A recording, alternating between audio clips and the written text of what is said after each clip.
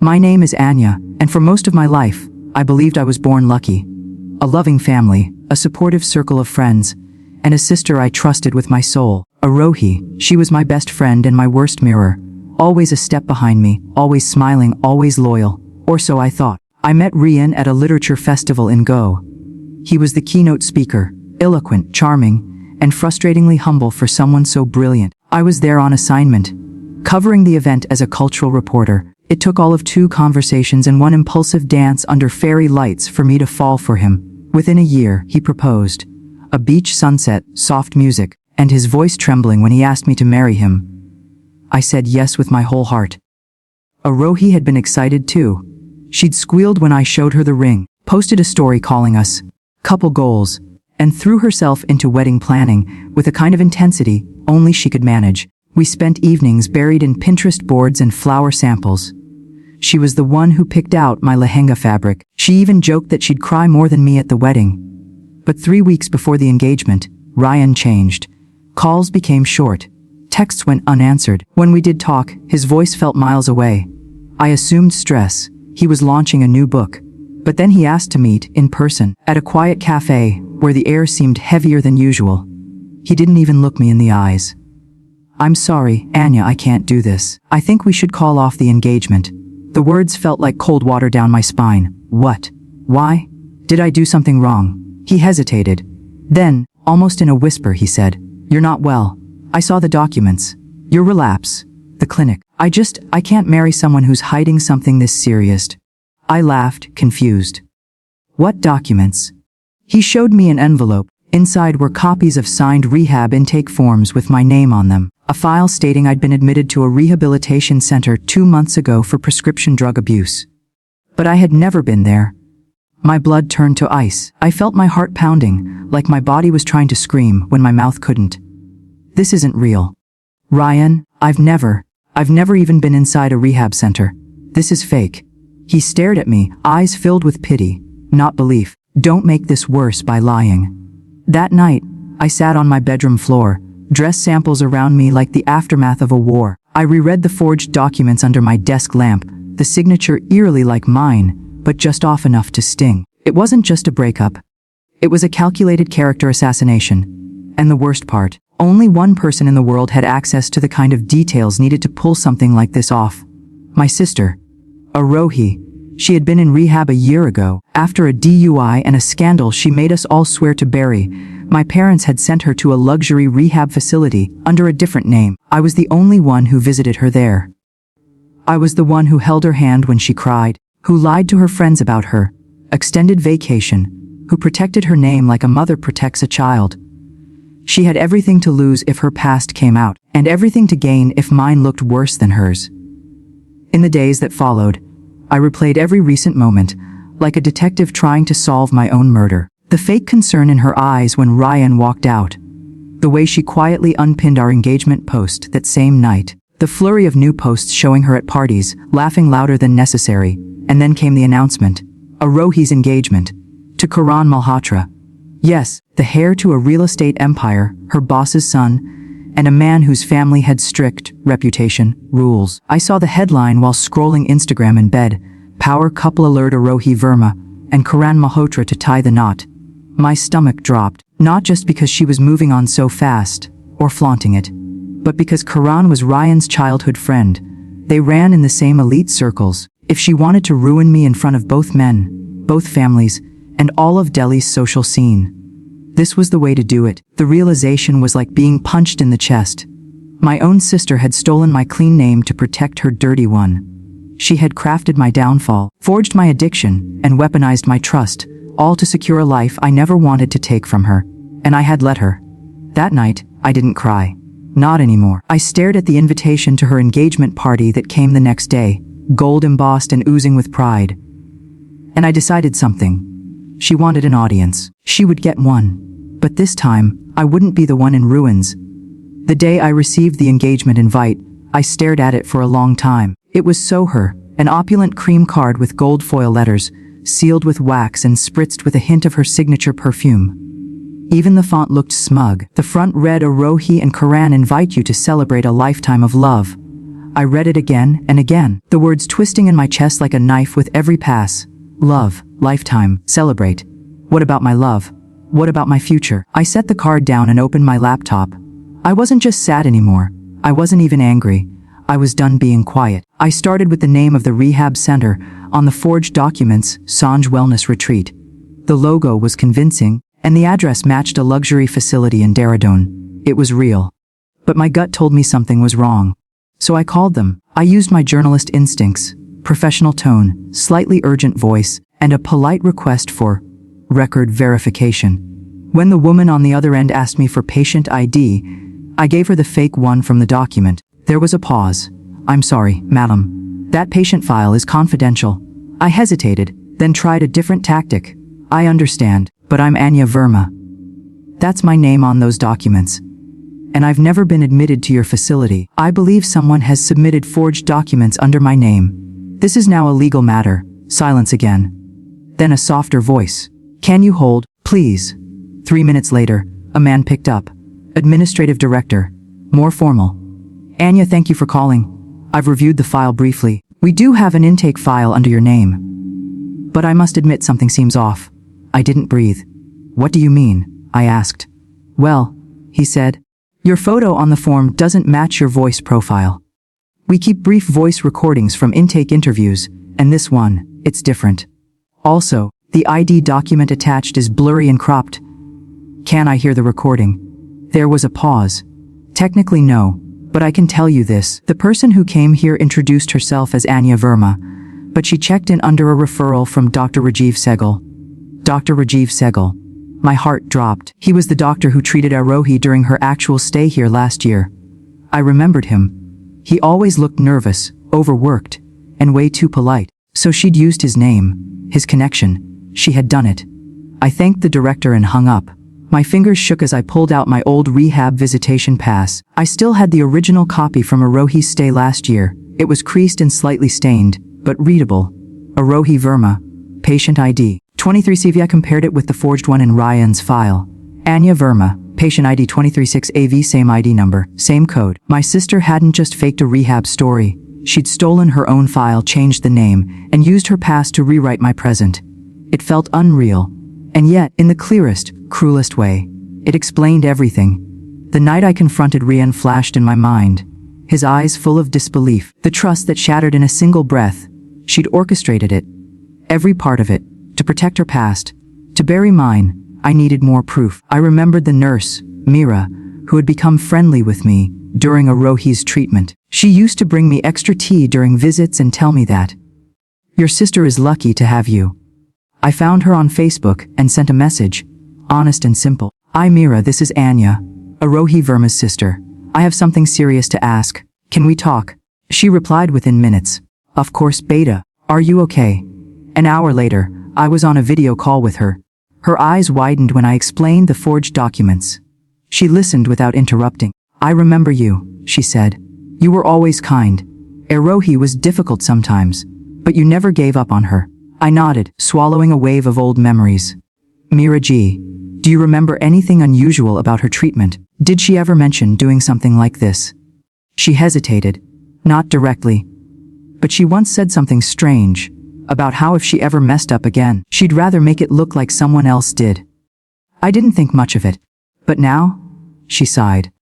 I can't give you internal files, but if someone forged her record with your name, there may be a witness. Dr. Sehgal is no longer with the clinic, but I believe he still practices privately. She gave me the clinic's forwarding address.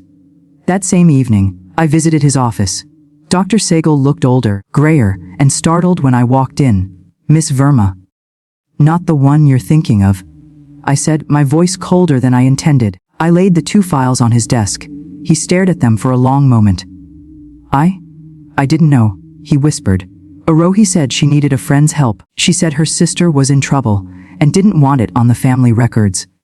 He looked up, guilt shadowing his eyes. I should have asked more questions. My hands clenched. You helped her destroy my relationship, my reputation, my name. I'm sorry, he said. If you need a statement, I'll give it. This was wrong. I nodded slowly. I will need it. That night, I sat in my apartment surrounded by proof, real proof. not just of the forgery, but of the intention behind it. My sister's jealousy, buried for years, had finally surfaced. And now, she was about to marry into the kind of family who would never tolerate scandal, especially one involving manipulation and mental health fraud. Her wedding was 10 days away. Her engagement party, just 3. And in my hand, I held the ultimate RSVP, not to celebrate her, but to destroy the illusion she'd built, lie by lie. She had used my name to ruin my life. I would use the truth to reclaim it. The night of the engagement party arrived like a thunderstorm no one saw coming. The venue was the Oberoi, Delhi, one of the city's most extravagant and exclusive hotels. Its marble halls glittered with chandeliers and secrets. I remembered Arohi once saying, "If I ever get engaged, it'll be like royalty walking into a fairy tale." And tonight, she had her fairy tale. The lobby alone looked like something out of a palace. Gold drapes, floral arches, a string quartet playing soft classical music. Waiters in tuxedos floated past with glasses of champagne. Guests in designer saris and tailored suits laughed and exchanged air kisses, blind to the storm brewing just beneath the surface. I stepped out of the car slowly, wearing a deep crimson gown that hugged me like armor and heels that clicked with the rhythm of purpose. I felt nothing. No rage, no nerves. Just clarity. In my clutch was a neatly folded packet, signed testimony from Dr. Sehgal, audio clip of Arohi's voice admitting, "If I ever mess up again, I'll make it look like someone else." The original and forged rehab files side by side, a voice note from Ryan, apologizing for believing her in a printed screenshot of a text she accidentally sent to Karan's assistant, meant for someone else, mocking me as a weak little actress who couldn't even fake crazy right. Her mask had slipped in many places. I was simply going to pull it all the way off. As I entered, eyes turned. Conversations paused for half seconds. Maybe it was the dress, or the fact that I hadn't been seen in public since the broken engagement. I spotted familiar faces. Ryan's cousin, my old editor, Arohi's best friend from law school. All of them watched me with carefully veiled curiosity. I smiled. Let them wonder. The ballroom was soaked in opulence. Red roses, soft lights, and a stage set for the happy couple. Arohi stood near the center, radiant in gold, her hand tucked inside Karan's. She laughed loudly at something he said, then caught sight of me. Her smile faltered for a second, just long enough for me to see it. Fear. She hadn't expected me to come. I moved through the crowd with ease, nodding politely, accepting compliments, ignoring the whispers. Arohi met me halfway, glass in hand, expression frozen into something between surprise and disdain. "You actually came," she said softly, so no one else could hear. "You invited me," I replied, just as soft. Would have been rude to decline. She gave a tight, strained smile. "You look good, better than the last time I saw you." No withdrawals. I leaned in closer. "Enjoy your last lie, Arohi. You earned it." Her fingers tightened around her glass. Then I walked away. The moment arrived faster than I anticipated. The MC called for the evening toast. "Let's raise our glasses for the bride-to-be, Arohi Verma, soon-to-be Malhotra." Applause. Cheering. Karan beamed. She stepped onto the stage, took the mic, and began the usual polished speech about love, growth, family, the future. She thanked Karan, her parents, and even me. And of course, my sister Anya, who showed me what strength really looks like. I laughed quietly into my glass. When she finished, the MC asked, "Anyone else care to say a few words?" Silence. Then, I stepped forward. Heads turned. A hush spread like wildfire. Arohi's face drained of color. I took the mic with a soft smile. "Just a minute. I promise it'll be worth your time." I turned to the crowd, not her. "My name is Anya Verma. Until a few weeks ago, I was engaged to someone most of you know, Ryan Kapoor. We ended things abruptly. No explanation was ever made public." I looked at Ryan across the room. He was already watching me. Ashamed, I continued, voice steady. The reason given was that I had relapsed into drug addiction, that I had checked into a rehab facility and hidden it from him. Murmurs broke out. That was a lie. I pulled out the first set of papers from my bag and handed them to the MC, who didn't know what else to do but read the names. Rehab admission form, Sanj Wellness, patient Anya Verma. "Except it wasn't me," I said. "It was my sister. She checked into that rehab last year under her real name, then later stole her own files, altered them, and created a fake admission story in my name to sabotage my engagement." A gasps, audible ones. "She knew her future in laws wouldn't accept her past, So she gave them mine. Or rather, she made one up. I turned to look directly at Arohi. You burned down my life to protect your illusion. You made me a ghost in my own story. I played the audio clip. Arohi's voice filled the ballroom. If I mess up again, I'll just make it look like someone else. Some people are too easy to pin things on. Her voice, her betrayal, her undoing. I turned to Karen, who looked stunned, eyes darting between us. You deserve to know who you're marrying, Karan. Not the image she feeds you. The person underneath. Silence. Arohi tried to step forward, voice shaking. This is ridiculous. She's jealous. Bitter because you dumped her. Ryan stood up. No, she's telling the truth. I saw the real documents. And I believed you, Arohi. I believed you. Her face crumpled. But I didn't feel joy, only release. I nodded once, handed the mic back and walked off the stage. Behind me, chaos exploded. Voices rising, glasses shattering. Guests arguing over what they'd just witnessed.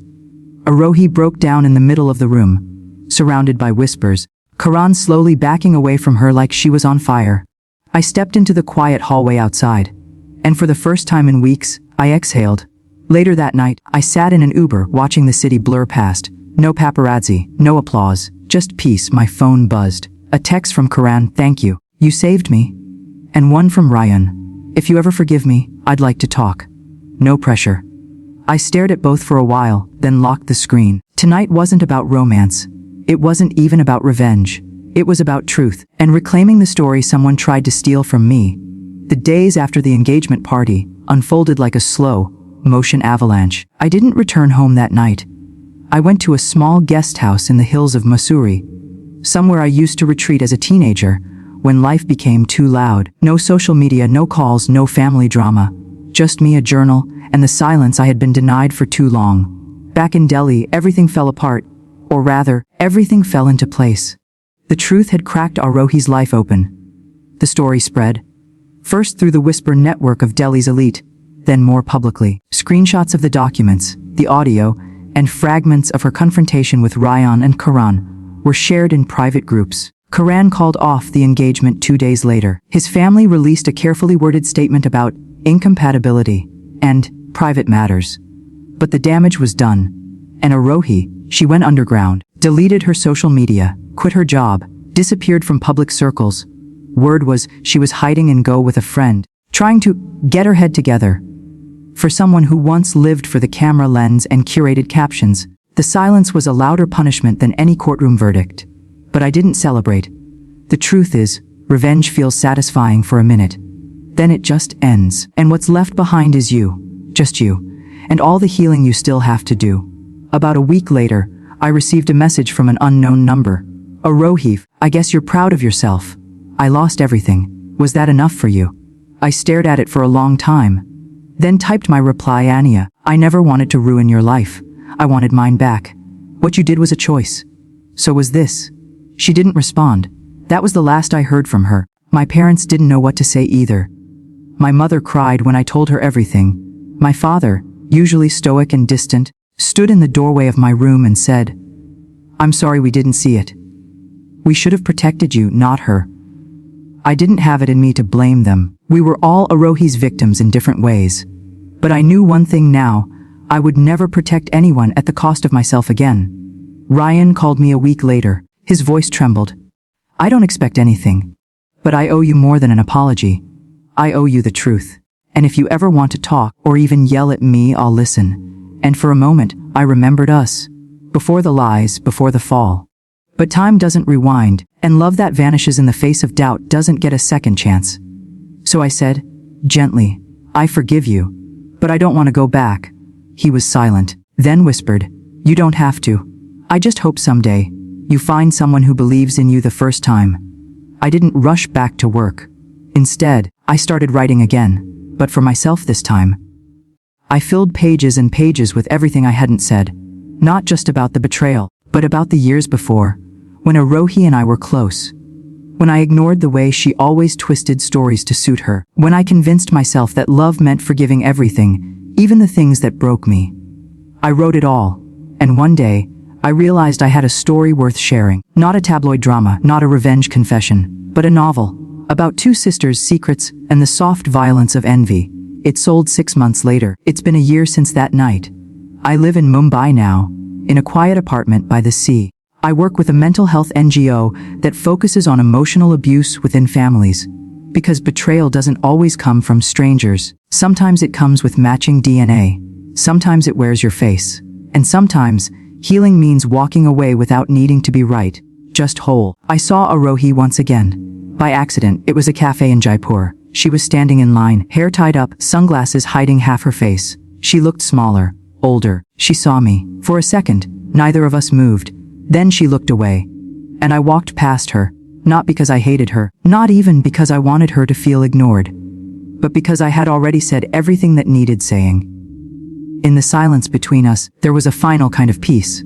So here's what I've learned: justice doesn't always roar. Sometimes it whispers.